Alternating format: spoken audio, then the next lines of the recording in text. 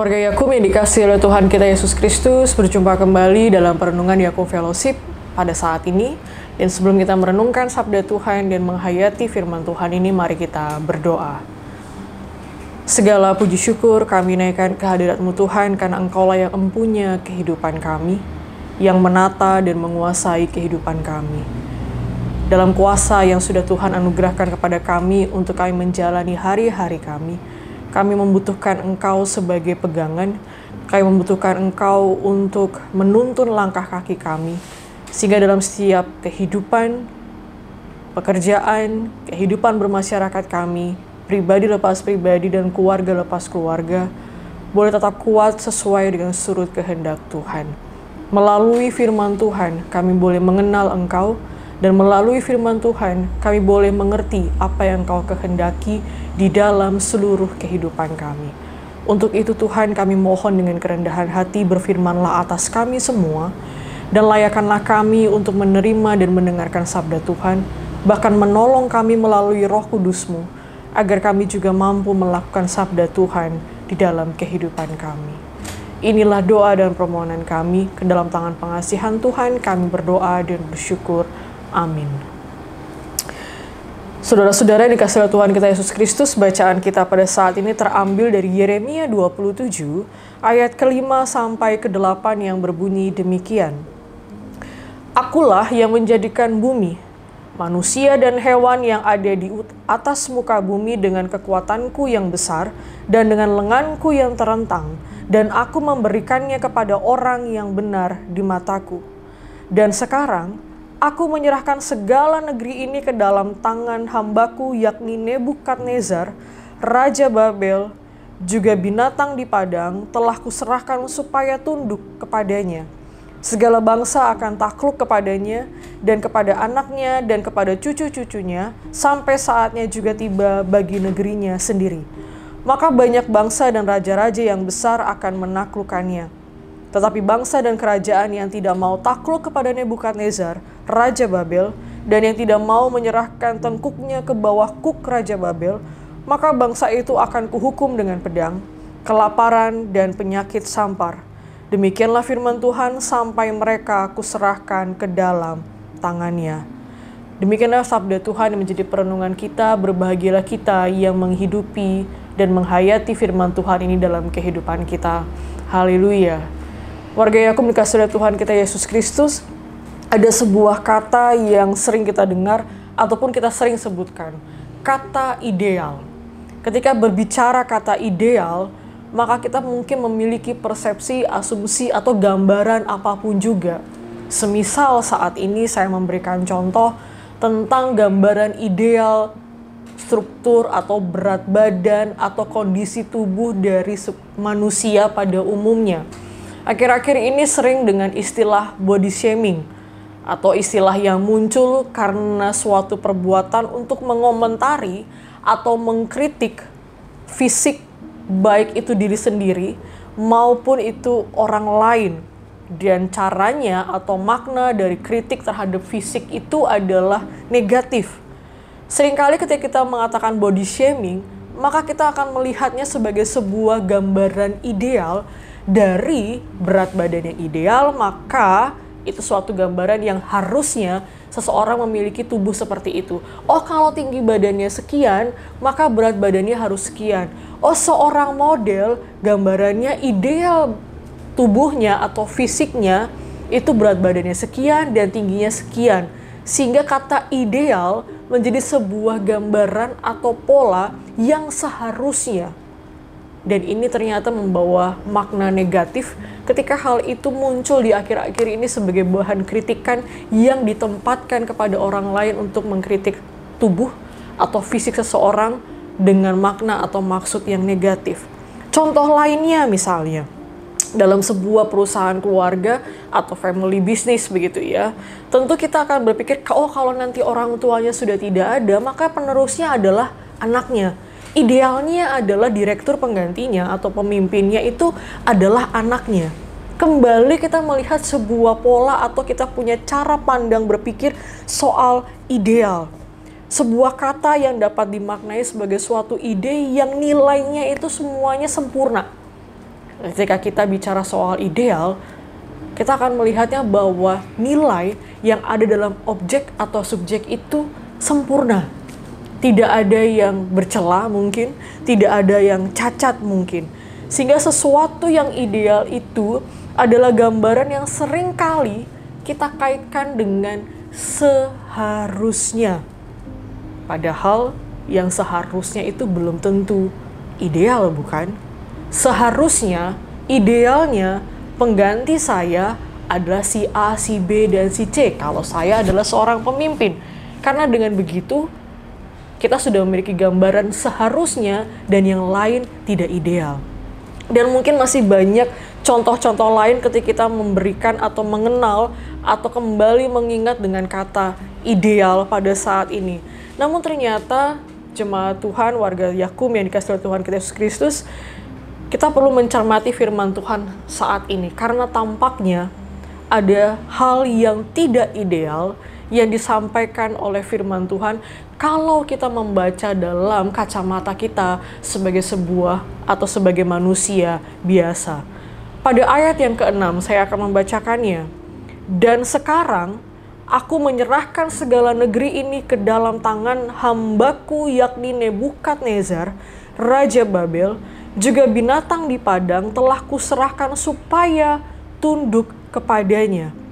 Adakah yang aneh dari firman Tuhan tersebut? Kalau kita kembali membaca dengan cermat, apa yang dituliskan yang menggambarkan sesuatu yang tidak ideal dalam ayat tersebut? Mengapa Allah menyerahkan umat pilihannya kepada Nebukadnezar?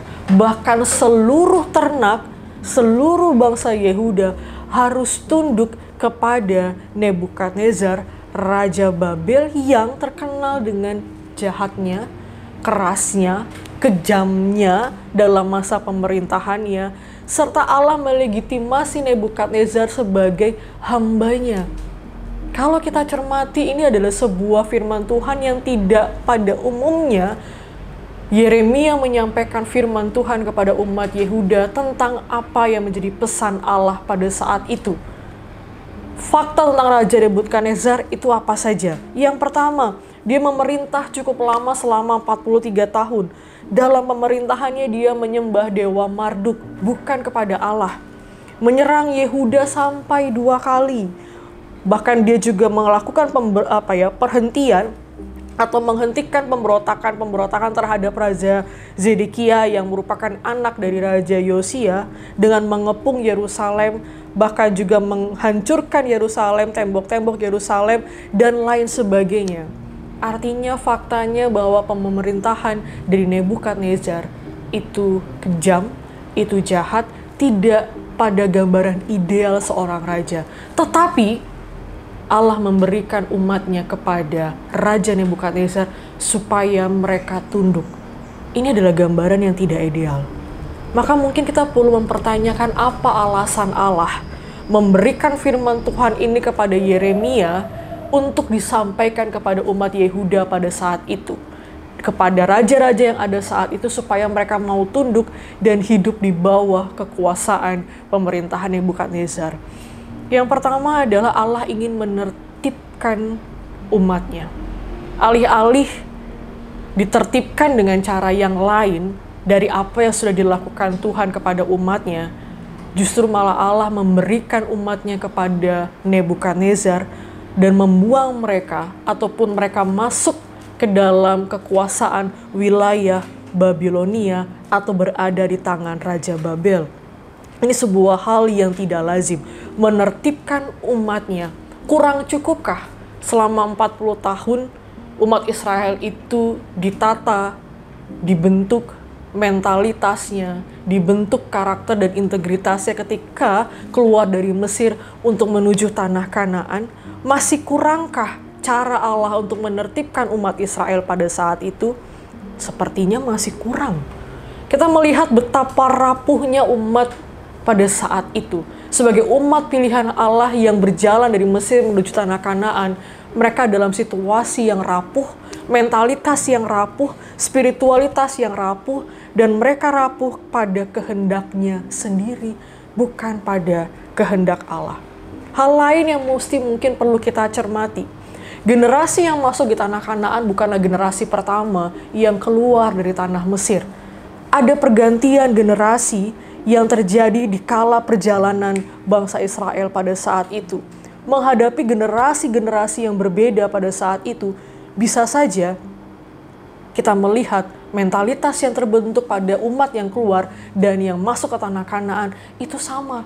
Lingkungan di mana mereka tinggal berada membentuk generasi yang berbeda itu memiliki mentalitas yang rapuh, yang sama seperti pendahulunya atau orang tuanya atau generasi sebelumnya.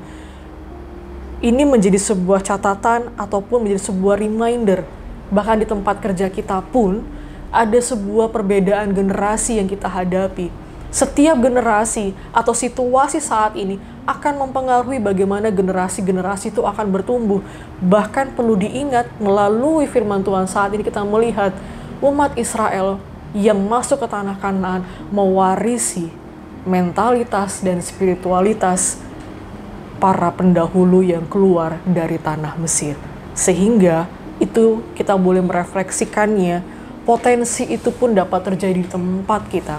Kalau kita memberikan gambaran yang belum sesuai bagaimana mentalitas dan spiritualitas kita saat ini, maka tidak menutup kemungkinan kita mewarisi kepada generasi yang selanjutnya. Yang kedua, alasan Allah memberikan firman Tuhan ini kepada umatnya pada saat itu adalah ingin mengingatkan umatnya melalui Nebukadnezar. Allah memberikan kuasa sehingga ia diberikan legitimasi istilah sebagai sebuah hamba. Ini mengajarkan bahwa kedudukan, kekuasaan, dan kekayaan itu bukan yang terbaik di mata Tuhan. Bukan segala-galanya di mata Tuhan. Raja-raja yang menduduki wilayah Yehuda harus tunduk dengan Raja Yehuda. Artinya kekuasaan yang mereka miliki pun di mata Tuhan itu bukan menjadi sebuah pertimbangan ataupun sebuah hal ideal di mana mereka untuk tidak takut atau tidak tunduk kepada Nebukadnezar. Ketertiban, keteraturan yang diberikan kepada Tuhan tidak memandang kedudukan, kekuasaan, ataupun kekayaan raja-raja Yehuda pada saat itu. Mengakhiri perenungan kita pada saat ini, tema yang kita gumuli adalah menyadari kerapuhan, memperkuat panggilan. Maka kita perlu merefleksikan dua hal. Lembaga kita memiliki visi, salah satu di bagian akhirnya adalah mentransformasi lembaga sejenis. Itu adalah panggilan yang harus kita jawab, yang harus kita respon. Kalau kita ingin melakukan perubahan kepada lembaga lain yang sama-sama milik gereja, maka kita perlu menyadari untuk kita berubah lebih dulu. Maka kita perlu mengubah diri dan menyadari tentang kerapuhan yang kita miliki saat ini, yang ada dalam diri kita. Allah itu sadar loh, Allah itu tahu loh betapa rapuhnya umatnya. Sehingga sebenarnya ini sebuah ajakan dan sebuah pengingat bahwa umatnya atau manusia itu rapuh. Dan kita perlu tahu dalam kerapuhan, kita akan mengingat kerapuhan itu berada dalam kedudukankah, kekuasaankah, kekayaankah, atau yang lainnya. Sehingga jangan sampai kita rapuh dengan hal-hal kekayaan, kedudukan, kekuasaan, dan sebagainya. Yang kedua, segala sesuatu bisa menjadi tidak ideal.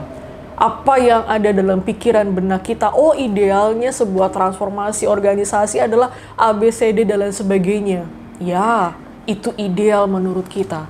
Tapi kita kembali, segala sesuatu ternyata tidak ideal ketika kita melihat firman Tuhan saat ini. Maka kita perlu melepaskan kembali kacamata ideal yang kita gunakan saat ini untuk melihat cara Tuhan membentuk organisasi ini. Menurut kita, kacamata kita melihatnya mungkin ini tidak ideal. Tapi menurut Allah itu adalah ideal. Atau sebaliknya, yang ideal harusnya seperti ini, tapi ternyata menurut Allah itu tidak ideal. Maka gunakan kacamata ideal Allah yang seharusnya untuk melihat merefleksikan, membaca situasi apa yang terjadi dengan organisasi kita, dengan unit kita saat ini. Dua hal ini, menyadari tentang kerapuhan kita, dan berhati-hatilah dengan kerapuhan yang mungkin akan terjadi di dalam lembaga kita, atau mungkin dalam unit kita, atau mungkin diri kita pribadi lepas pribadi. Dan yang kedua, gunakanlah kacamata ideal milik Allah, bukan kacamata ideal yang kita miliki saat ini yang ternyata menutupi kacamata ideal Allah yang sedang terjadi di tengah-tengah kehidupan pelayanan kita. Tuhan menolong kita semua. Amin. Mari kita berdoa. Tuhan, kami kembali merefleksikan tentang pesan Yeremia kepada umat Yehuda saat itu, tentang bagaimana kami memiliki dan menyadari kerapuhan yang ada dalam kehidupan kami.